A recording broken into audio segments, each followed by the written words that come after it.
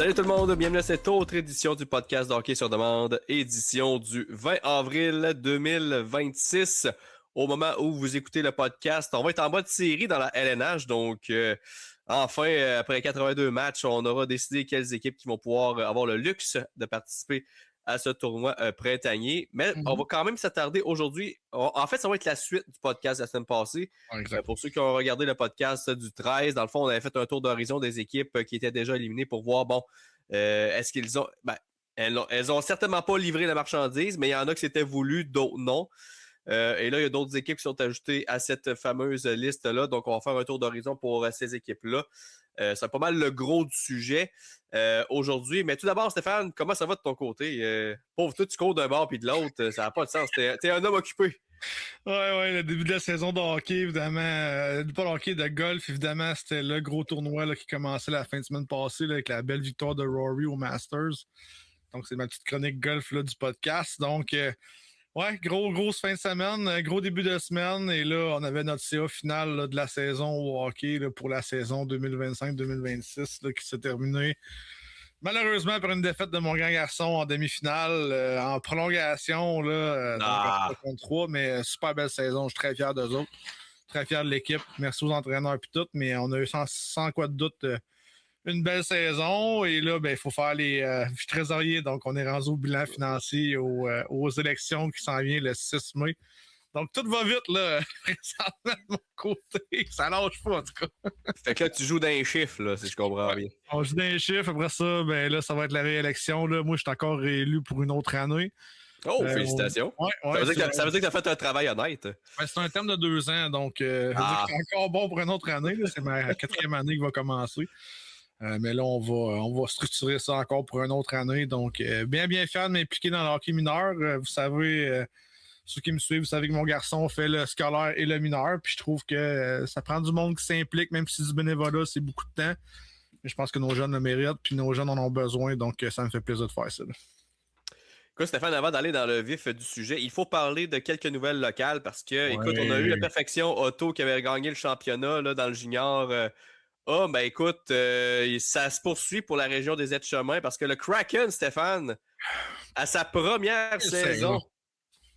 Quelle saison! Honnêtement, quelle saison! Incroyable. Mais à sa première saison dans la Ligue de hockey Appalaches-La Voie du Sud, mettre la main sur le précieux trophée, sur le précieux championnat. On se rappelle la semaine passée, lorsqu'on s'était parlé, c'était 1-1 la série, sauf que là, on a ajouté 2 victoires là, du côté. C'était un 3-5. Là. Ouais. On a ajouté 2 victoires là, pour aller cimenter là, cette conquête-là des grands honneurs. Ça a commencé avec une victoire le samedi le 11 avril par la marque de 2-1, match quand même serré. Dans cette rencontre-là. C'est le Kraken qui a marqué les 2 premiers buts. Anthony Blouin, son 3e des séries, et Nicolas Bussière qui a fait 2-0 en première période sur des passes d'Éric Pouliot et de William Maillé. On a réduit l'écart du côté de Buckland en deuxième période sur un but de Vincent Garneau, son 7e des séries. Mais ce fut la seule fois où on a réussi à battre le gardien du Kraken. Et évidemment, lorsqu'on regarde le sommet des pénalités, on s'est gâté allègrement aussi. Donc, du bon vieux hockey de série. Et là, par la suite, c'était... Non, excusez, ça, c'était le match du samedi 11 avril. Donc, c'est sur ce match-là qu'on a gagné le championnat.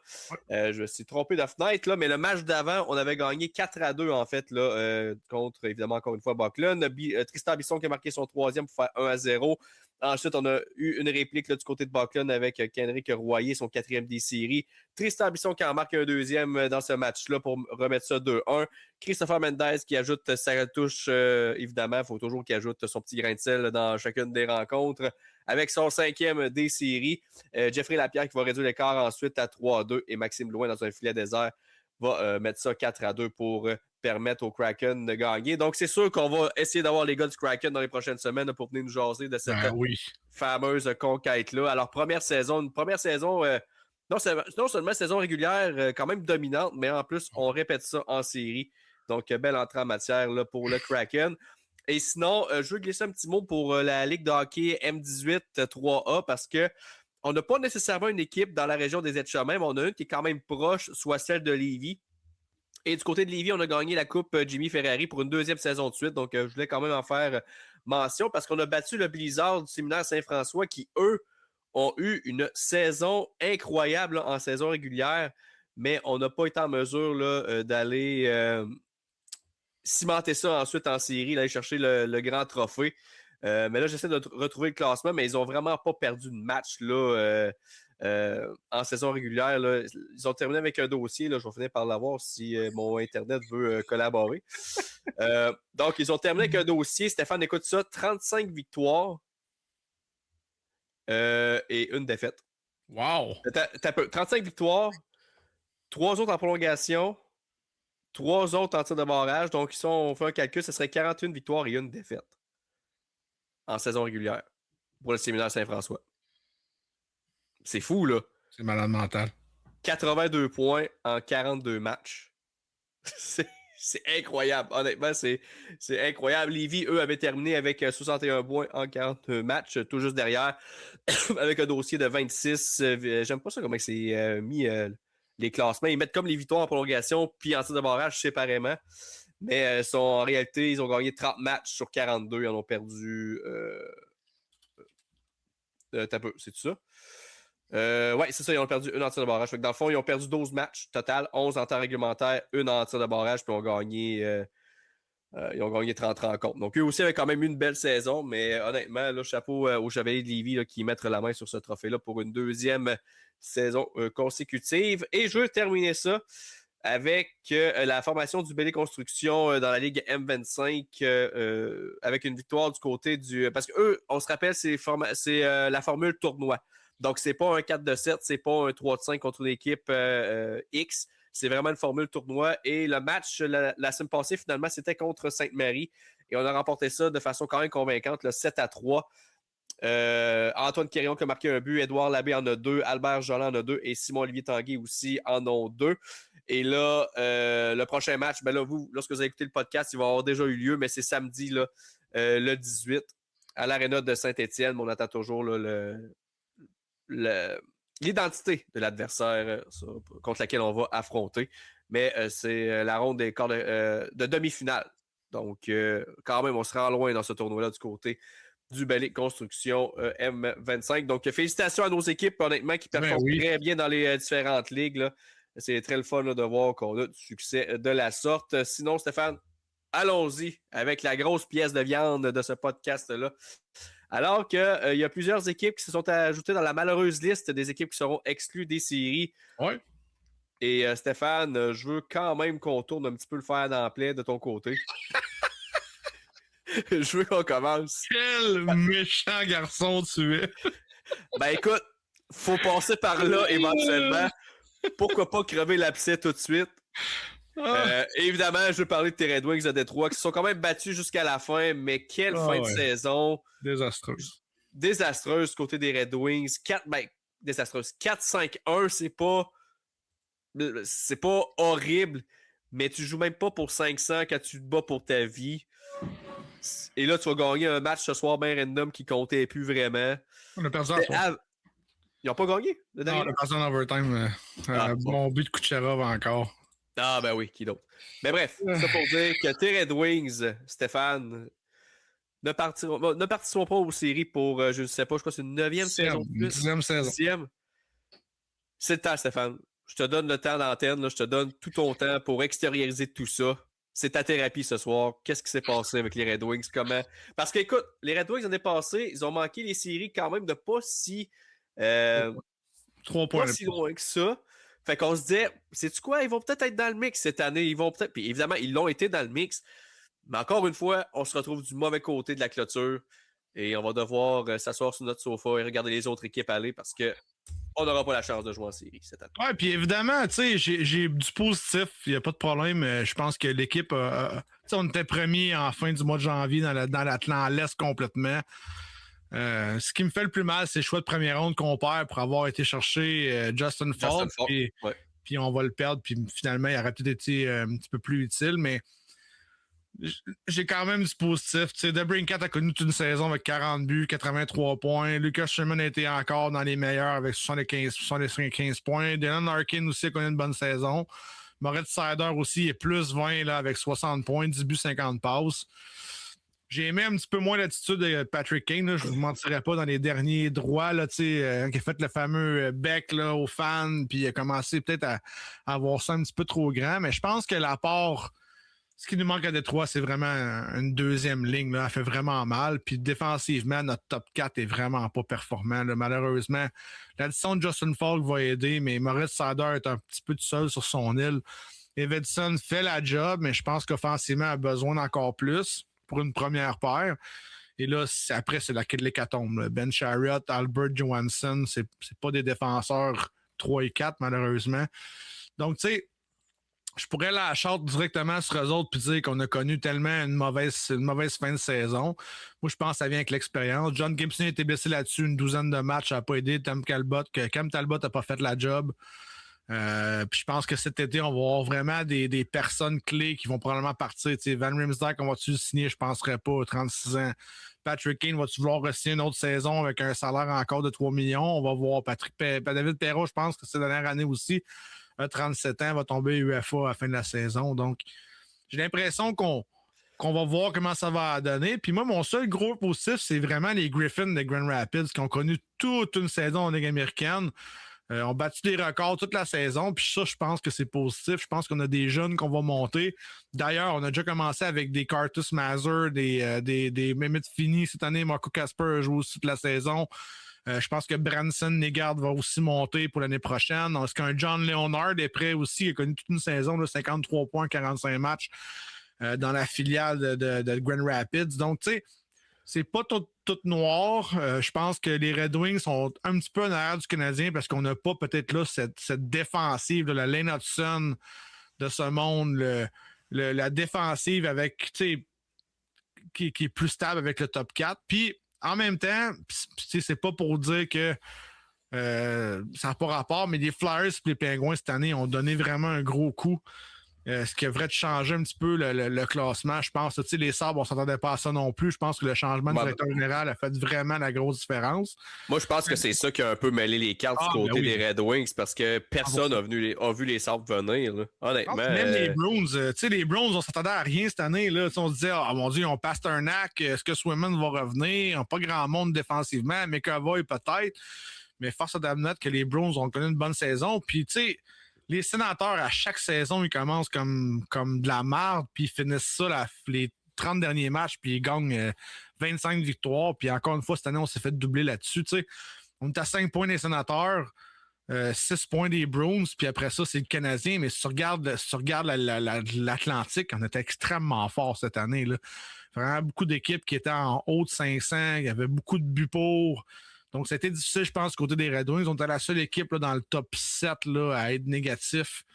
Après ça, c'est top 6, après ça, on n'en parle plus. Là, c'est les Leafs, les Panthers. Là, donc, on n'en parlera pas. Mais je pense que c'est... Tu sais, je t'avais dit, il y a une couple de semaines, je pense que peut-être Steve Eisenman joue son poste.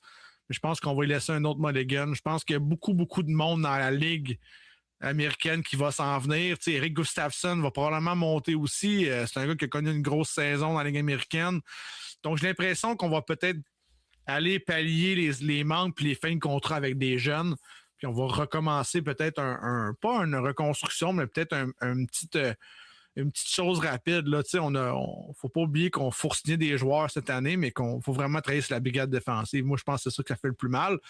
Puis, tu sais, vraiment content. True Augustin a signé la semaine passée son essai pour la Ligue américaine. C'est un gars qui va être là, mais là, on se ramasse avec quand même 2 gros espoirs dans la Ligue nationale, là, avec True Augustin puis Sébastien Cossa, qui est rendu à 23 ans. Il va falloir probablement faire de la place. Est-ce que c'est l'année prochaine qu'il va falloir le faire? Il faut le signer cette année. Mais je pense qu'il va falloir voir qu'est-ce qu'on fait avec ça. Mais je vois quand même que la lumière au bout du tunnel. Je pense que cette année, l'Atlantique, c'est une saison exceptionnelle un peu pour certaines équipes. Puis les Red Wings, au moins, ça leur a permis d'être dans le mix. On a connu une bonne saison quand même. C'est juste qu'on a mal fini ça, malheureusement. Écoute, défensivement, du côté des Red Wings, bon, il y a accès à Sandin Pellikka qui devrait prendre plus de galons. Là. Ça a été sa première saison pour lui. Moins 20, 21 points. On sait que c'est un défenseur plus offensif aussi. Donc, c'est pas le gars que tu vas vouloir avoir en fin de match nécessairement. J'ai regardé ces matchs, mais c'est pas un gars qui joue gros. Ça va être difficile, je pense, dans une division où excuse-moi, je fais juste du patiné là-dessus, mais dans une division où les Sabres, le Lightning, les Canadiens sont quand même robustes, les Bruins, les Sénateurs, c'est toutes des grosses équipes. Les Panthers l'année prochaine, ce ne seront pas non plus à considérer. Donc, il va falloir que la défensive se grossisse du côté de Détroit. Il y a Simon Edmondson là, que j'attends, pas son éclosion, mais il a eu quand même une bonne première saison. Là, cette année, ses chiffres ont diminué un peu offensivement, mais il est meilleur dans le plus et moins. Donc, mais j'attends qu'il prenne un step. Tu parlais d'un gars qui pourrait jouer top 4, là, vraiment, puis être solide.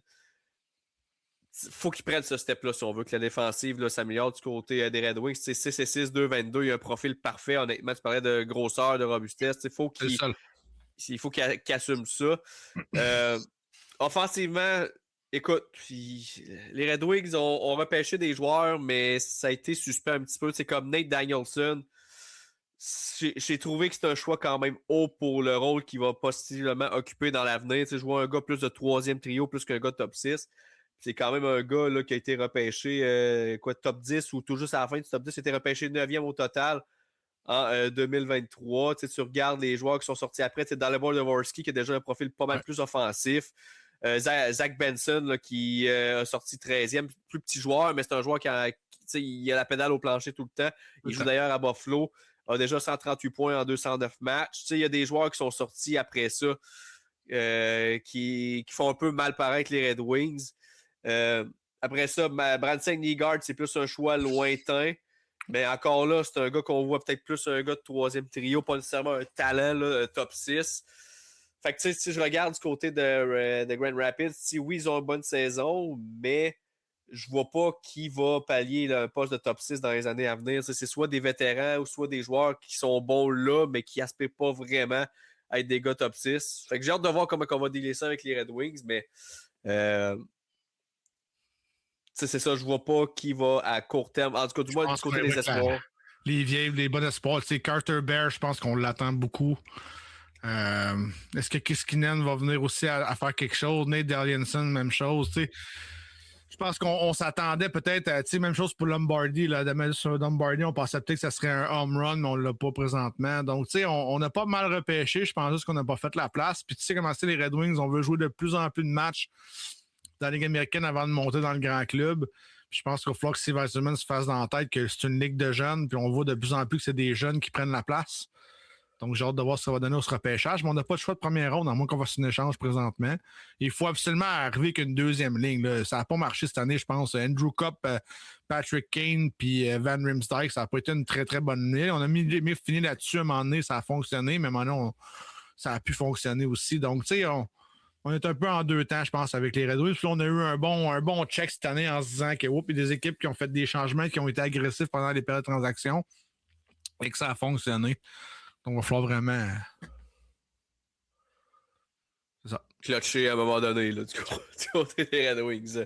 Écoute, on va mettre un terme à cette thérapie-là. On a assez parlé des Red Wings. On va faire le tour d'horizon des autres équipes. Une équipe qui a raté les séries de très peu cette année. Les Capitals de Washington qui ont malheureusement été éliminés officiellement ce soir au moment où on se parle. Eux qui ont terminé, là, en fait, ils ont 4 points d'écart actuellement sur les Sénateurs d'Ottawa. Il reste un match à jouer là, pour pas mal tout le monde là, dans ces bouts-là. Donc, évidemment, aucune chance de les rattraper. La saison passée, évidemment, ils ont fait les séries. Ils ont battu le Canadien là, en série, mais avaient quand même terminé à 111 points. Là, donc, c'était une grosse saison. Premier rang du côté de la métropolitaine. On s'en parle, Stéphane, on s'en est parlé dans les dernières années. Les Caps, c'est vieillissant. Au moment donné, on attendait la fameuse descente aux enfers, si on veut. Je m'attendais à ce que ça soit moins bon cette année, mais peut-être pas à ce point-là, qu'ils aient à peu près une vingtaine de points de moins là, que l'an passé. Et c'est pourtant le cas.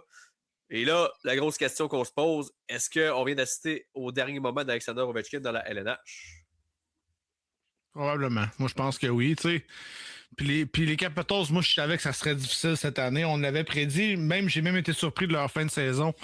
On a vraiment bien joué dans les derniers mois et demi. Là. D'ailleurs, on a fini ça à 7-3 là, dans les derniers 10 matchs. Il reste évidemment une rencontre, mais on était même proche des séries, puis je ne m'attendais pas à ça. Moi, je pense que malheureusement, cette équipe-là avait pas le punch offensif, parce que avec Ovechkin, tu as toujours un punch offensif, mais on n'avait pas la même apport. L'année passée, on vibait, je pense, sur la fête du record de Wayne Gretzky. Là, on pense aux 1000 buts, là, on pense aux 1000 ci, puis on pense aux 1000 ça. Je pense qu'Ovechkin est fatigué, je pense qu'il est tanné. Puis ça ça paraissait un petit peu sur l'équipe. On n'a pas connu un Tom Wilson comme on est habitué de le voir non plus. Là, en fin de saison, on n'a pas été super dominant non plus, à part se faire aller à la gueule. Il ne faisait pas grand-chose, malheureusement. Et on a eu l'émergence de certains joueurs, là, comme Protas a connu une bonne saison encore, mais encore une fois, on n'a pas une équipe super offensive. Ovechkin finit premier marqueur à 63 points. Faut que tu te dises qu'il manque de quoi là. Et là, est-ce que Ryan Leonard va réussir à augmenter sa production? Reste à voir, mais ça reste que moi, j'ai été un petit peu déçu offensivement du côté de Vancouver, du côté de Washington. On avait l'air fatigué cette année. On avait l'air à trouver ça difficile. Ben écoute, Stéphane, je vais te couper 30 secondes. Les Caps, c'est pas compliqué. Tous les joueurs de premier plan ont connu une moins bonne saison que la saison dernière. Tout le monde. Tu regardes Ovechkin, tu as parlé qu'il a fini à 63 l'année passée, il a fini avec 73. Donc, on parle de 10 points de moins. Tom Wilson, c'est moins pire. Là. On parle de 65 la saison passée. Il est à 61 actuellement. Alexis Protas, oui, il a une bonne saison, mais c'est quand même moins que l'année passée. Il avait eu 66 points l'année passée, 52 cette année. Après ça, tu regardes Connor McMichael, 57 points l'année passée, 46 cette année. Et la plus grosse chute, Dylan Strome, 82 points l'année passée, 58 cette année. Fait que tu sais, c'est pas compliqué du côté des Caps. On a tout simplement tous les attaquants ont simplement offert moins de qualité cette année, puis c'est le collectif qui en a souffert. Et là, on a profité, par exemple, pour faire une bonne transaction en échangeant John Carlson aux Ducks d'Anaheim. Donc, on va chercher un peu du capital là-dessus pour à moyen et long terme. Donc, on va pouvoir peut-être mieux retomber sur nos pattes là, avec un choix de première ronde, quoique ça risque d'être un choix dans le dernier tiers, là, vu que les Ducks sont partis pour faire les séries. Mais quand même, on va chercher du capital. On a quand même des Hendrix Lapierre qu'on va espérer qu'à un moment donné, ils prennent un step. Là. Une meilleure fin de saison, mais c'est quand même pas là où on souhaiterait. On a quand même Connor McMichael qui est encore jeune là, à 24 ans. Tu as parlé de Ryan Leonard aussi, qui en est un là, qui est à ses débuts. Protas est encore très jeune. Son frère qui vient de rentrer aussi, Ilya Protas, qui a déjà 4 points à 3 matchs. Donc, on a quand même des choses pour rebondir rapidement du côté de Washington. Mais je pense que ça va peut-être passer avec peut-être une saison ou deux où on va peut-être se retrouver un peu dans le no man's land, le temps de rebondir, puis après ça, on va être en mesure de repartir vers le haut. Mais je pense pas que ça va se faire dès la saison prochaine là, qu'on va revenir là, dans le portrait des séries. Ben, en fait, on va peut-être se battre pour une place en série, mais je pense pas qu'on va revenir en série l'année prochaine du côté des Caps. Moi, je pense que la clé de cette équipe-là, c'est Cole Hudson. Cole Hudson a connu un excellent 13 matchs, là, 10 points en 13 matchs, avec une équipe vraiment pas offensive. Il reste à voir aussi, est-ce que Pierre-Luc Dubois va être blessé l'année prochaine? Quand même 19 points en 29 matchs. C'est un joueur qu'on oublie, mais qui peut, avec une bonne équipe, aller chercher un 50 points. Donc, il y avait des éléments qu'on n'a pas eu du côté de Washington, je suis d'accord, mais honnêtement, là, puis vous savez que mon capital de sympathie pour Ovechkin, là, je pense que ça pourrait leur faire du bien qu'ils ne soient plus là. Relancer l'équipe vers la jeunesse, passer à d'autres choses. On a fait ce qu'on avait à faire pendant les 21 ans d'Ovechkin. Moi, je pense que ça leur ferait du bien de repartir avec des nouveaux leaders, les jeunes pour embarquer là-dedans, justement les Dylan Strome de ce monde. Puis recommencer la roue, là, ça va leur faire du bien. T'sais, il risque d'avoir des gros joueurs dans cette équipe-là l'année prochaine. Tu dis, le frère Potras, Elia va être un gros joueur aussi. Hendrix Lapierre pour avoir plus d'offensif. C'est un joueur qui devrait être offensif. Et là, on a quand même une bonne brigade défensive. Oui, Matrois, c'est peut-être pas la grosse affaire, mais ça reste qu'on a Chikrin, on a Sandin, on a Van Riemsdyk qui est là. On a Liljegren qu'on est allé chercher cette année qui n'est pas très vieux à 26 ans. Donc, je pense qu'on a la facilité qui s'en vient. Et là, on a le contrat de Fairvary qui va rentrer l'année prochaine à 6 millions au lieu de 2,6. Donc, tu sais, je pense qu'on n'a quand même pas si loin de faire les séries du côté de Washington avec un nouveau groupe de leaders, là, je pense. Ben écoute, puis la bonne nouvelle du côté de Washington, c'est qu'on n'a pas trop, à part Ovechkin là, qui va tomber joueur autonome, on n'a pas, on a Connor McMichael, mais il est joueur autonome avec restriction, donc on a quand même un certain contrôle sur sa destinée. Sinon, les joueurs autonomes sans compensation, ben, tu as Brendan Duhaime qui n'est pas vraiment un joueur... Quelle saison de merde, hein? En tout cas, écoute... C'est ça de même, là, mais ouf! Ah, ben ouais. Sinon, David Kempf, après ça, tu as parlé d'Anto de Ryan Riemsdyk qui a 34 ans, donc je ne sais pas si on va le ramener. Puis Timothy Liljegren qui est du joueur autonome sans restriction. Puis lui non plus, c'est pas. C'est un bon défenseur de profondeur, mais c'est pas une pierre angulaire de cette équipe-là. Fait que tu sais, le noyau, à part Ovechkin, va être pas mal là l'année prochaine. Puis Ovechkin, ben, ça va dépendre de s'il veut être de retour là, ou non là, de ce côté-là. Sinon, pour la prochaine équipe, Écoute, une équipe qui tourne en rond, malheureusement, les Blue Jackets de Columbus. L'histoire qui se répète année après année. L'année passée, ils avaient terminé là, à 2 points des séries, mais ils ont été exclus. Là, cette année, on est à 5 points là, des Sénateurs, avec un match qui reste à jouer là, pour eux et pour d'autres équipes, comme j'ai dit tantôt. Donc, c'est un léger upgrade au niveau des points, mais au niveau du classement, on est moins proche des séries qu'on était l'année passée. Et là, on commence à avoir des rumeurs de transactions sur Kent Johnson, un autre jeune joueur que les Jackets pourraient se départir. Après David Jiricek, après Chinakov qui va super bien d'ailleurs avec les Penguins de Pittsburgh. On a repêché Caden Edstrom qui fait pas grand-chose dans la NCAA, alors qu'on avait la chance de repêcher Demidov. Ça, c'est catastrophe. On a craché sur Demidov pour repêcher. Tu sais, quand que Samuel Laberge, s'il nous écoute, on le salue. Salut, et sur le bord d'abandonner les Jackets, là.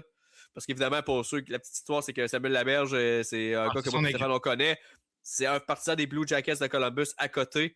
Il n'y en a pas beaucoup au Québec. Là. Probablement que c'est le seul là, qui est le partisan des Blue Jackets là, ici au Québec. Mais c'est un die-hard fan des Blue Jackets. Puis là, il est sur le bord de checker out. Là. Il est sur le bord de juste dire ciao, bye, là, je change de club. Et avec raison, je veux dire, il n'y a rien du côté des Jackets pour être positif. T'sais, la seule chose qu'on a eue dans les 10-15 dernières années, c'est un sweep, un balayage pour utiliser le français. On a une langue ici, il faudrait l'utiliser. Donc, un balayage contre le Lightning de Tampa Bay, un balayage surprise. C'est la seule chose de positif qu'on peut se mettre sous la dent. Et le reste, c'est déception après déception après déception. C'est de la mauvaise gestion tout le temps. C'est pas juste la déception, Max. C'est de la mauvaise gestion. Don Weddle.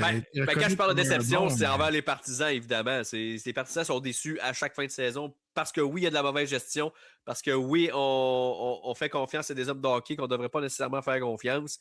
On fait des choix douteux au repêchage. On fait des échanges douteux aussi. Et tout est douteux du côté de Columbus. On n'a pas d'équipe, là, à part Zach Werenski qui est la tortue, là. Tout le dos est sur lui, là. Toute cette équipe-là traîne sur ce gars-là depuis beaucoup trop longtemps. Et ça va être encore ça les prochaines années. Il n'y a rien dans cette équipe-là, là. C'est qui ta vedette à l'attaque? Sean Monahan? Fantilli, c'est censé dans le light. Oui, mais il fait pas la job, pas en tout, là. 59 points en 81 matchs encore cette année. Werenski a 81 points à 74, puis Marchenko a eu la meilleure saison à 67 points. Kirill Marchenko connaît une excellente saison cette année. Honnêtement, il n'y a pas de personne il n'y a pas de joueur de centre. Tu sais, Charlie Coyle a 58 points. Il n'y a pas personne de construire cette première ligne-là. Tu ne peux pas avoir une équipe gagnante, espérer faire des séries quand tu n'as rien. La seule personne qui t'apporte de l'attaque, c'est ton défenseur. Ça ne fonctionnera pas. Le Quinn Hughes a fait ça avec Vancouver, ça n'a jamais marché non plus. C'est le même modèle qu'on a présentement avec Columbus. À part les choix de repêchage qu'on a en quantité industrielle dans les prochaines semaines, dans les prochaines années, tant mieux. À part des choix de deuxième ronde. Mais il va falloir trouver une solution. C'est pas Mathieu Olivier qui va t'amener à la terre promise. Là. Puis j'adore Mathieu Olivier. Puis ceux qui savent que j'aime les combats, c'est un gars qui peut aider ta chambre, mais c'est pas le gars qui va te marquer 50 points par année.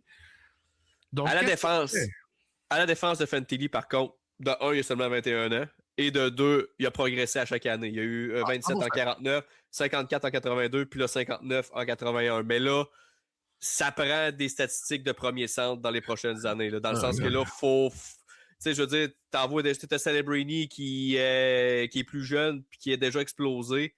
Je pense que t'as pas de vedette offensive. T'as pas personne qui joue 20 minutes comme Suzuki, comme Caulfield. Puis là, je parle du Canadien, mais c'est la même chose pour Larkin à Détroit, même chose pour... t'as pas de joueur offensif sur cette première ligne-là. C'est plate, mais tu pourras pas avoir de l'offensive avec Columbus. Fantilli, si tu veux l'avoir comme ton joueur offensif, il faut que tu l'entoures.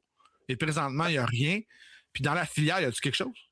Imagine, Stéphane, imagine juste 2 secondes. Ferme tes yeux 2 secondes, OK? Ouais, c'est ça. Imagine, t'as un trio, là. Fantilli au centre.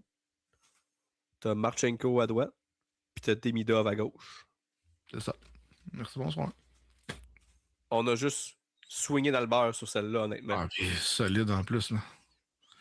Tu sais, Demidov a fait 60 quelques points avec majoritairement Oliver Kapanen comme joueur de centre. Et j'ai rien contre Oliver Kapanen. Le gars se place aux bonnes places au bon moment. Il reçoit la puck, il reçoit la rondelle là, il doit être, puis il a juste une touche de marqueur quand même très bonne. Il finit les jeux. Mais imagine Demidov avec un centre de la trappe de Fantilli. Non, pis ça, là, avec New Look en plus. Là. New Look puis Kapanen. New Look. Non, mais au moins, il y a de bonne vue. Je trouve ça plate parce que je sais que Sam adore cette équipe-là. Puis honnêtement, c'est une équipe qui est le fun à avoir joué. Ils sont venus à Montréal, ils nous ont pété à la gueule la semaine passée, solide. Puis c'est une équipe qui est dure à jouer contre. Mais quand tu n'as pas de vedette à part ton défenseur, tu ne peux pas gagner à cette nationale-là. Et honnêtement, je trouve ça plate parce qu'on dirait que cette équipe-là, à chaque année, on se dit « Ah! Ça va peut-être être là cette année que ça va arriver. Je pense qu'ils vont... » toutes les années, c'est la même chose. On arrive en deuxième moitié de saison, ça fonctionne pas. On perd des matchs cruciaux. Hey, c'est pas compliqué, on est 2-7-1 dans les 10 derniers matchs. On s'est littéralement sorti de la course nous-mêmes. Puis sur les 2-7-1, on a une victoire contre le Canadien convaincante. Le reste, c'est même pas une victoire convaincante. Donc, c'est sûr que ça l'aide pas du côté des Jackets. Puis honnêtement, c'est dommage parce que je pense que c'est une équipe qui mérite d'avoir son lot. Je pense que Zach Werenski mérite d'avoir une bonne équipe aussi. Mais là, je pense qu'il va falloir trouver une solution du côté des Blue Jackets.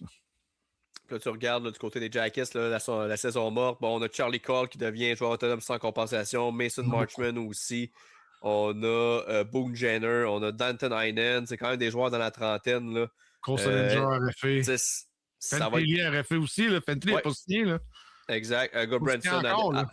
À défensive, on perd moins de morceaux. Gilbranson, Zamula. Brandon Smith, là, c'est pas la mer à boire. Non, mais encore une fois, Ivan Provorov à 8,5, c'est beaucoup d'argent. Oui, ça oui. Même Severson aussi à 6,250. Severson, ça donne un nom qui ne livre pas nécessairement la marchandise. Tu l'as dit, Werenski il est un peu seul sur son île. On pensait qu'on allait avoir un David Jiricek pour le supporter. Ben non, on l'a échangé parce que le gars, il croyait qu'il était plus fort que tout le monde puis qu'il voulait jouer dans la LNH. Puis il est déjà rendu à sa 3e équipe. Donc, encore une fois, mauvaise évaluation du côté des Jackets. Puis en plus, dans la transaction, on n'a pas été chercher grand-chose non plus. Fait que, tu sais... Les 3 défenseurs qui sont bons défensivement. Tu sais, Severson, Matechuk puis Provorov, c'est 3 gars qui sont bons défensivement. Ont des bonnes statistiques défensives, mais t'as pas d'attaquant. T'as pas personne pour aller faire la passe à Zach Werenski. Vous allez me dire qu'il n'y a pas besoin. Mais oui, il y a besoin. Zach Werenski pourrait faire un 10-15 points de plus s'il y avait un défenseur avec lui qui fait la job. Mais là, il n'y a pas personne qui l'a fait cette année. Puis Severson n'a pas connu une mauvaise saison avec lui. Là. C'est juste que c'est pas un gars qui va finir les choses. Puis même, je pense qu'on le met avec Matechuk une coupe de game parce que ça ne fonctionnait pas. Oui, puis Matechuk a connu vraiment une très bonne deuxième saison. Là, 31 points en 74 matchs, il a 21 ans, défenseur plus offensif. C'est peut-être lui là, qui va pouvoir supporter un peu plus Werenski, mais ça va prendre plus que ça si on veut espérer faire finalement les séries. Sinon, si on regarde une autre équipe maintenant là, qui a raté les séries, bon, et celle-là, je pense qu'on va en avoir à dire, Popé. Il va-tu que celle-là? Les Islanders, Stéphane. Quelle mauvaise décision. À 4 matchs de la saison, décide de pointer la porte de sortie à Patrick Roy pour faire place à Peter DeBoer. Évidemment, les Islanders qui remportent le premier match à la suite de cette nomination-là, l'effet du nouveau coach, ça fait souvent ça. Puis c'était les Maple Leafs aussi, puis ils ont dominé. C'était genre une quarantaine de tirs contre 17-18. Tu sais, c'était quand même les Maple Leafs qui vont tout croche. Fait que ça, encore là, il faut en prendre et en laisser. Mais après ça, ça a été 2 matchs catastrophiques. Là. Ottawa puis Montréal, 2 équipes que t'es. Ben, plus Ottawa surtout, là, que t'es vraiment dans la course pour les équipes repêchées. Tu te fais blanchir. Puis après ça, contre Montréal, à domicile, tu perds 4-1. Écoute, c'est pas compliqué du côté des Islanders. On a pris nos jetons, on les a tous mis dans le centre avec une paire de 2 dans les mains, puis on s'est dit on va espérer gagner avec ça. Et écoute, on s'est fait plummer carrément. On a raté notre coup. Et ça va les hanter, cette congédiement-là. Moi, je te dis tout de suite, c'est pas une grosse saison du côté des Islanders. Oui, Matthew Schaefer, puis le 13e dieu est arrivé, puis joueur générationnel. Ça reste un défenseur, faites attention. On va s'habituer à lui. J'ai hâte de voir des prochaines saisons. On l'a surutilisé cette année comme jamais. Pas le choix, rien d'autre. Oui, c'est 18 ans, mais on n'a pas d'équipe, man. Je comprends pas. Je comprends pas la décision de Mathieu Darche encore une semaine après quelle décision de Pee-wee pour moi. Tu congédies un gars qui est prêt pour une reconstruction, qui est là depuis 3 ans pour une reconstruction. Oui, c'est pas ton gars. Mais Peter DeBoer n'a pas signé un contrat de 4 ans pour avoir une reconstruction. Là. Il n'a jamais réussi qu'une équipe gagnante, mais j'ai truc qu'une équipe en reconstruction. Je comprends pas ce move-là. Je le comprendrai pas encore. Et là, on perd Andersley, qui d'après moi ne signera pas au Sirsing. Il ne signera pas à cher. Après ça, on a toute la même équipe jusqu'à l'année prochaine. À part Tony D'Angelo qu'on devrait signer peut-être pour une saison 2, mais encore une fois, est-ce que ça va être une bonne personne dans la chambre ou Carson Soucy? Mais on a probablement un des meilleurs goalers de la planète. On n'a pas personne devant pour l'aider, à part Matthew Schaefer de 18 ans. Ça fonctionne. Et Matthew Barzal. Il n'a pas connu une grosse saison, Barzal. Là. Ben, j'espère. Il joue avec des navets à côté, c'est Stéphane. Ça que je te dis. Il joue avec personne. Il joue avec personne. Il joue avec Holmstrom et qui? Andersley ou Heinemann, qu'on voyait comme un autre demi-dieu cette année parce que 22 buts, 9 passes. Tu sais, je veux dire, à un moment donné, cette équipe-là n'a jamais eu d'offensive. On repêche pas en allant des joueurs offensifs. Et là, tu as probablement le meilleur défenseur de sa génération qui s'en vient et tu n'as personne. Et là, tu congédies le coach qui a donné ses ailes pendant 78 matchs.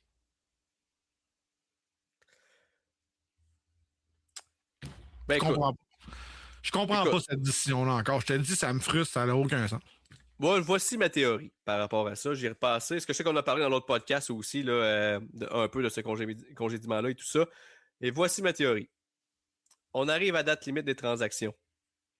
Les Islanders sont dans le portrait des séries, puis sont peut-être même dans les équipes repêchées. Je n'ai pas regardé le classement à cette date-là, mais on était là, du côté des Islanders. Ça se peut-tu que la décision d'aller acheter avec Brayden Schenn, entre autres, ça se peut-tu que la consigne vienne de plus haut que Mathieu Darche? Que du côté des propriétaires, on est tombé en amour avec notre dossier puis qu'on s'est dit, hey, là, non, on peut pas perdre ce momentum-là. Faut que tu achètes, le go, ah ouais, achète. Parce que pour vrai, puis tu sais, c'est peut-être moi qui est naïf, Stéphane, mais Mathieu Darche a quand même appris de Julien Brisebois, qui est un des meilleurs DG, même si toi, Stéphane, je sais que t'es pas le plus grand fan, mais tu sais, il a quand même ses preuves, il a gagné les Coupes Stanley et tout ça. Je refuse de croire que cette décision-là vient d'une tête de hockey comme Mathieu Darche. Moi, je pense que la consigne vient d'en haut, qu'on a fait une gaffe de Pee-wee en se disant « Hey, on est dans le portrait des séries, on peut pas perdre ce momentum-là, faut acheter. » Puis là, on est allé chercher Brayden Schenn. On est allé chercher aussi, là, Soucy, je pense que ça date des transactions qu'on est allé chercher, si je ne me trompe pas, ou dans ces eaux-là. Puis là, on a vu que ça ne marchait pas. Fait que là, ça a été le geste de panique, puis on s'est dit, bon, ben, on va changer de coach, puis on va espérer d'avoir un effet un peu à la John Tortorella avec les Golden Knights, parce que depuis que Tortorella est là, les Golden Knights, ça s'est replacé un peu plus. On a espéré d'avoir ce fouet-là, puis ça n'a pas marché. Ouais, encore là, c'est soit ça, ou Mathieu Darche a fait une erreur de débutant en tombant en amour avec le dossier qu'il avait actuellement, puis qu'il s'est dit, il faut que j'achète. Mais moi, j'ai comme l'impression que ça se peut que la consigne vienne de plus haut que lui. Je sais même pas si les propriétaires savent c'est qui joue dans la game de hockey. Là. C'est les Islanders de New York, là, je veux dire. Si Toronto, les propriétaires savent pas c'est qui, pensez-vous que les Islanders le savent? Je veux dire, Brayden Schenn, pour vrai, là, moi, j'ai trouvé que c'était un bon trade. Ça apportait de la robustesse, ça apportait quelqu'un qui avait besoin de l'expérience pour un jeune. C'était juste 6,5 millions. On a dit que c'est un contrat de merde, mais tant mieux. Mais moi, Stéphane, sais-tu quoi? Moi, j'aurais préféré quand même qu'on ait l'approche un peu à la Kenny aux années passées, qui s'est dit, gars, c'est avec eux autres qu'on s'est rendu là. On n'ajoutera pas, on va garder le bateau comme ça, puis on va voir où ce que ça va mener. Tu sais, je pense que même c'était Suzuki qui avait dit à Yos, ajoute personne, on veut y aller avec cette gang-là. Oui, mais Brisebois n'a jamais fait ça de sa carrière. Il a toujours acheté des joueurs en transaction. À toutes ces années qu'il a gagné, puis que Brisebois, à chaque année, il achète des joueurs à la date de transaction pour ça. Donc, il a vécu là-dedans. Là. Moi, je donne pas l'excuse du propriétaire, jamais. Tu as fait une erreur, c'est correct. Mais honnêtement, le coach, il n'a pas à subir ça. Là. Puis c'est pas parce que c'est Patrick Roy, là, j'en ai rien à battre. Là. C'est juste que c'est une mauvaise décision à 4 matchs de la fin. Tu donnes pas un coup de barre à une équipe à 4 matchs de la fin. Tu le fais à 20, tu le fais à 12, tu le fais à 30 si tu veux, mais tu le fais pas à 4 matchs alors que t'es pas à 2 points de faire les séries. Tu étais à 5 points de faire les séries. Là. Ça fonctionne pas. Là. Puis pour moi, t'as pas d'équipe offensive. Tu changes quoi dans la structure de jeu avec Peter DeBoer en 4 matchs, 2 pratiques versus Patrick Roy? Il y en a pas. Donc, moi, je pense que tu voulais le congédier, c'était pas son homme. Fine, j'ai pas de problème avec ça. Chaque DG amène ses propres personnes. J'ai pas de problème avec ça. Mais les Islanders n'étaient pas dans une situation favorable pour faire les séries d'avance et tu n'as pas l'équipe pour le faire. Tu devrais aller en reconstruction ou en reset rapide parce que là, tu as un joueur générationnel. Mais là, on vient de se tirer dans le pied. On a acheté un joueur qu'on n'aurait peut-être pas dû faire, comme tu dis. Je pense que la théorie est bonne. Pourquoi? L'année prochaine, tu vas avoir la même équipe. Il n'y a personne qui va se faire signer là-dedans. Là. Je veux dire, tu ne changes rien au roster. Si Peter DeBoer fait les séries l'année prochaine, je vais faire meilleur coup de pas, puis tant mieux. Puis honnêtement, ils pourraient. Là, leur division est tellement pourrite dans la métropolitaine qu'ils pourraient le faire. Mais encore une fois, je veux dire, tu changes quoi? Est-ce que Bo Horvat va faire 95 points l'année prochaine? Est-ce que Barzal va faire 100 points l'année prochaine? Andercy, c'est ton 4e meilleur. Il est en fin de retraite. Il a 36 ans. Il a 42 points cette année. Tu sais, je veux dire, t'as pas personne. Tu sais, Kenyo, j'ai été patient, mais il savait que sur le processus de 5 ans, lui, il l'a dit. On va prendre notre temps, mais on va vouloir gagner, mais il faut prendre notre temps. T'as pas pris ton temps à zéro. Là. T'as acheté, t'as abusé ce bouton panique aux échanges de la construction, aux échanges, puis t'as bouton panique à la fin de la saison. Là. Puis honnêtement, c'est plate, mais c'est le DG qui décide, c'est le DG qui a le nom en haut. Fait que t'as l'air fou peut-être, mais moi je trouve que c'est une mauvaise décision, ça va les hanter. Je pense pas que Peter DeBoer, c'est la personne de les amener au chemin loin. Je peux pas croire qu'il va accepter de reconstruire. C'est impossible que Peter DeBoer dise « Ah, pas de trouble, je signe pour 4 ans, on va reconstruire pendant 4 ans. Dans 4 ans, on verra, on va être bon pour faire les séries et faire les finales. » Moi, je crois pas pendant tout. Ma deuxième théorie, c'est celle qu'on avait discutée là, lors de notre podcast. Mais pour ceux qui l'ont pas écouté, ben, je vais y aller vite là, parce qu'on a quand même d'autres clubs à passer. Puis on est déjà rendu à 41 minutes. Là. On avait des dossiers chauds à régler. Mais mon autre théorie, c'est que Darche savait depuis le début que Patrick Roy, ça n'allait pas être son homme. C'est sûr. Puis il attendait la bonne. Ben, c'est sûr. Le bon moment, de guillemets, c'est-à-dire une séquence de défaites. Et là, c'était le cas. On était, je pense, comme une séquence de 4 défaites là, quand on l'a fait. Pour le congédier. Parce que, tu sais, il a dit. Tu peux pas laisser passer un gars comme Peter DeBoer quand il est disponible. Fait, mais pourquoi tu l'as pas fait aux Olympiques? Pourquoi tu l'as pas fait avant? Tu aurais fait ce move-là avant la pause des Olympiques. Ton équipe aurait eu le temps de s'adapter à son nouveau système de jeu. Puis peut-être que là, on aurait connu une meilleure fin de saison. Puis on serait qualifié pour les séries.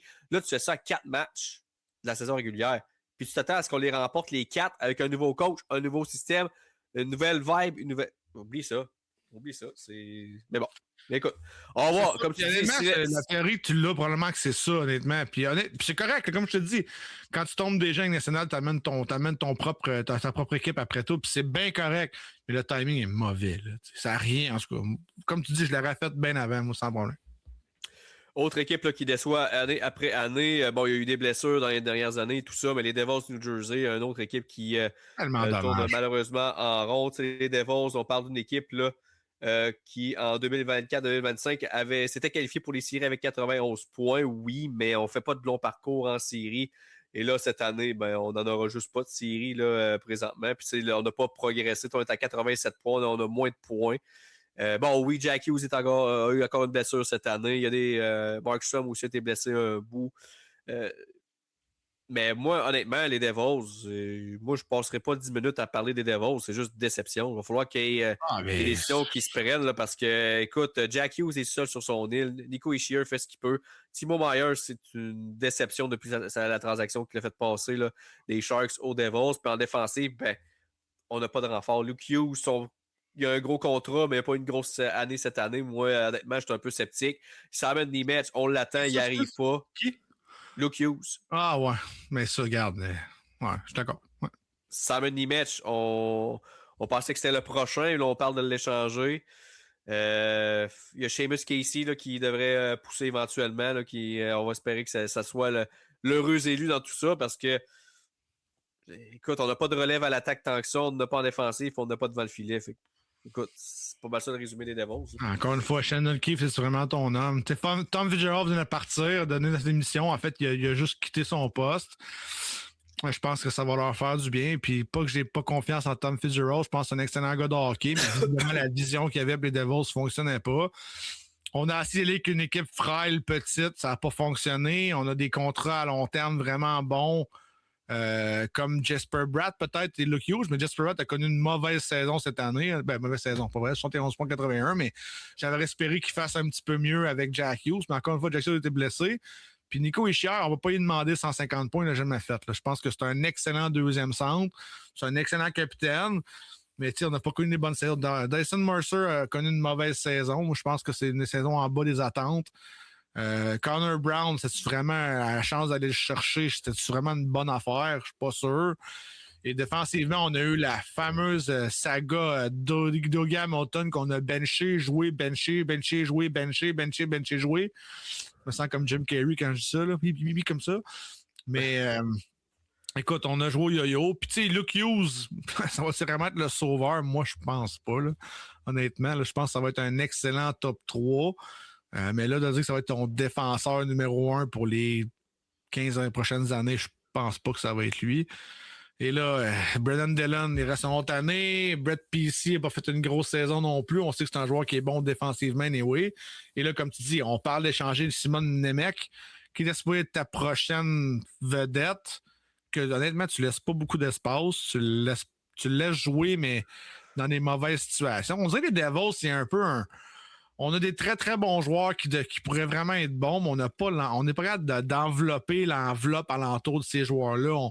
On patch avec du monde par rapport. Tu sais, Kovacevic, c'est un patchage, ça n'a pas fonctionné. Paul Cotter, c'est du patchage, ça ne fonctionne pas non plus. Tu sais, j'ai l'impression qu'on n'est pas capable d'aller chercher ces gens-là qui vont aider sur un 3e, 4e ligne ou même 2e ligne une fois de temps en temps. Et là, j'ai hâte de voir ce qu'on va faire. On a quand même beaucoup de contrats. T'sais. Nico Dawes, va falloir faire une croix là-dessus, savoir ce qu'on fait avec lui. Jake Allen a des meilleures statistiques que Markstrom cette année. Ça, c'est une catastrophe, ça, avec. Là. On s'entend. Là, quand t'es pas capable d'avoir un goaler numéro 1, ça l'aide pas. Et là, il va tomber à 6 millions l'année prochaine. Jake Allen est signé pour encore 4 ans. Oui, 4 ans. À 1,8, vous allez me dire, mais c'est encore 4 ans. Et on a vraiment du monde dans la filiale en bas qui s'en viennent. J'espère pour eux autres, mais honnêtement, ça va être difficile. Donc, il va falloir bien repêcher dans les prochaines années du côté des Devils pour venir apporter un peu de support à Jack Hughes parce que Timo Meier n'est pas la personne de situation. Là. Comme tu dis, Max, depuis cet échange-là, c'est une catastrophe.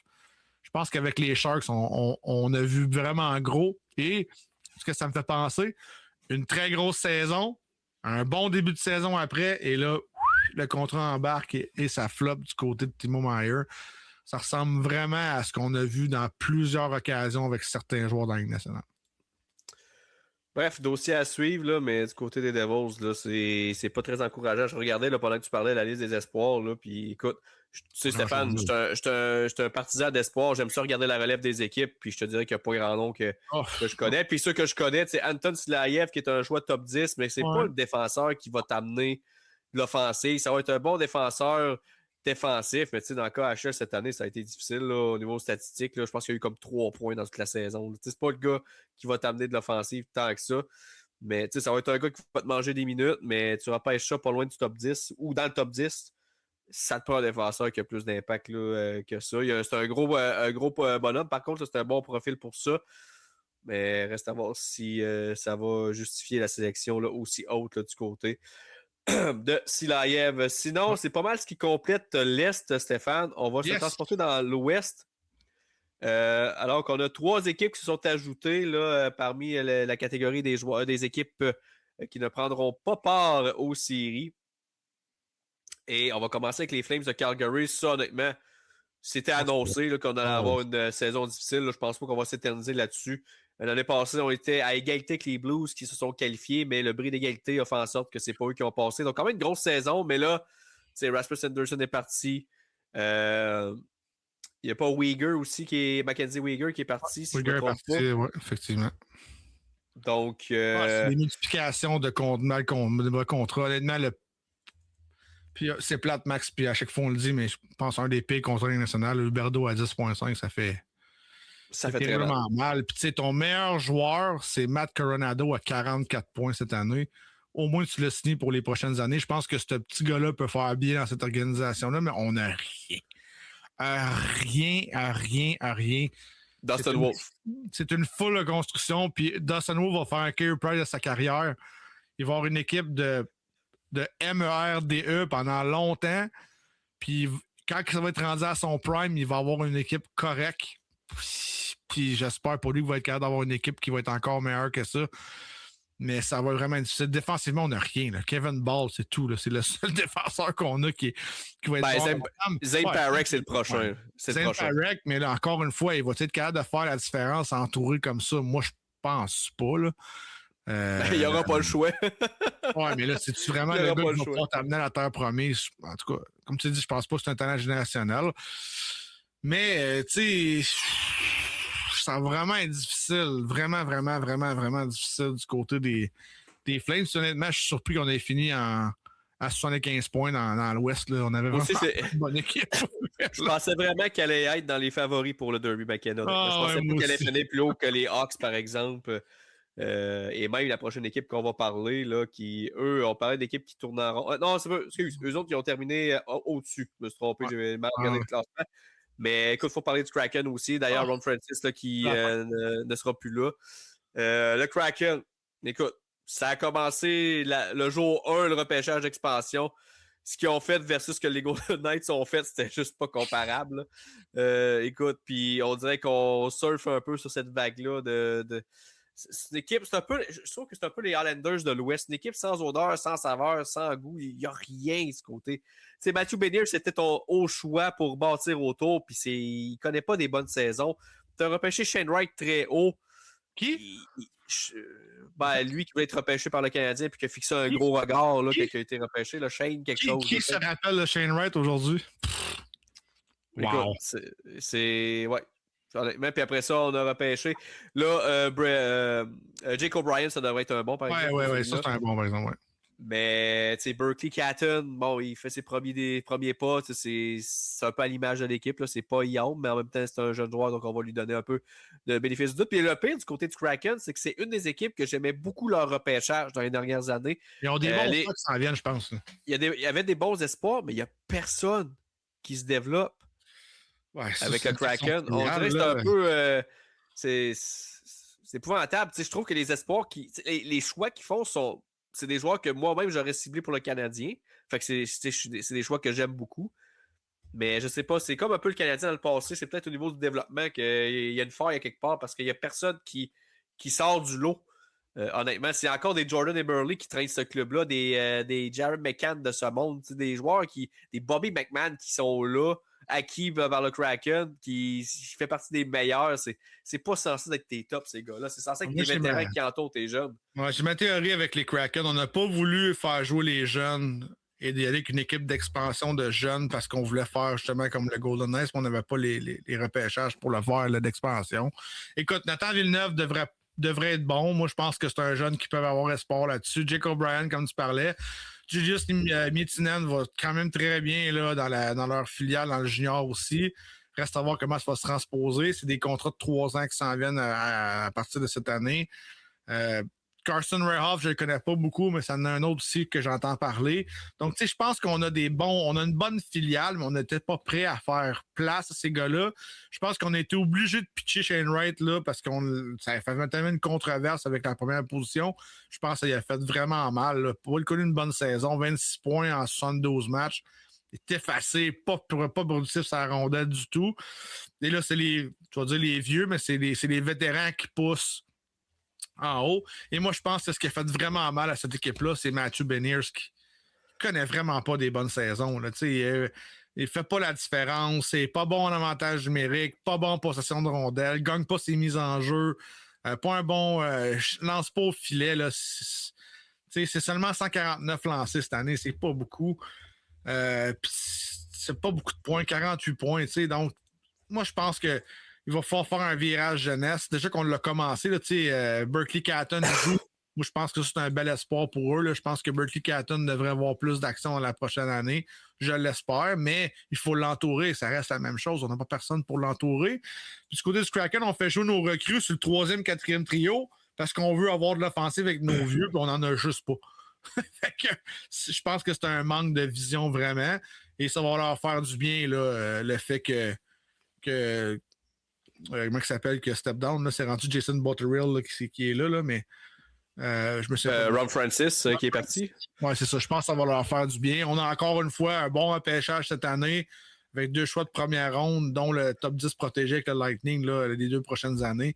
Donc, on est capable quand même de relancer. C'est un bon repêchage défensif cette année en plus. Donc, ça va leur faire du bien d'aller chercher peut-être de la fraîcheur défensivement. Ils n'ont pas de mauvaise défensive, mais sont vieux. Là, Adam Larson, Jamie Olesiak, Brenton Montour, c'est tous des gars qui sont quand même vieux. Puis Montour à 7.1 jusqu'en 2030-2031, c'est un contrat qui va être lourd à long terme quand même. Mais je pense on peut facilement aller de l'avant. Et tu sais, je vais faire ça vite parce qu'on a deux équipes à parler, mais Joey Dakar à 5 millions pour les prochaines années, je pense que ça, c'est une belle signature. S'ils peuvent se mettre du plomb un peu dans les pads puis avoir une meilleure défensive devant lui, ça va l'aider. Mais il leur manque une vedette, là, vraiment un joueur qui va venir apporter cette équipe-là à un autre niveau. Puis je l'espère que ça va être dans les joueurs que je nommais tantôt. Écoute, très rapidement, on va y aller avec la dernière équipe parce qu'il nous reste comme à peu près 2 minutes pour en parler. Là. Mais je pense que c'est la seule équipe qu'on peut dire du positif dans tout ça, c'est les Blues de Saint-Louis. C'était annoncé qu'on n'allait pas faire les séries de toute façon. Et en plus, on va chercher 2 choix de première ronde avec les transactions de Braden Shen et de Justin Falk. Et on n'a pas encore échangé Bennington, on n'a pas encore échangé Kyrou, on n'a pas encore échangé Robert Thomas, qui sont tous des joueurs qui devraient quitter éventuellement. Donc, pour repartir une reconstruction du côté des Blues, disons qu'on est très bien parti. On a encore beaucoup de cartes à jouer. Puis on a déjà la main pleine, en fait. Là. Puis on a d'autres cartes à jouer en plus. Ouais, puis on a vraiment beaucoup de joueurs dans la filiale qui s'en viennent. Tu sais, je dis beaucoup de joueurs, c'est pas intense, mais je pense qu'on a quand même la possibilité. Des joueurs de qualité. Joueurs qu'on a. Ouais, exactement. On a des joueurs de qualité qui s'en viennent. On a beaucoup d'espace avec ces joueurs-là qu'on va échanger. Puis honnêtement, Max, on en a parlé, puis on disait, c'est une tête de cochon, ils veulent pas échanger, puis ils demandent le gros prix, mais ils ont bien fait. Honnêtement, ils ont bien fait parce qu'ils n'ont pas donné rien pour avoir rien. Puis honnêtement, c'est parfait. T'sais, Justin Carbonneau devrait jouer là d'ici 2 ans. Adam Djiko aussi va quand même bien.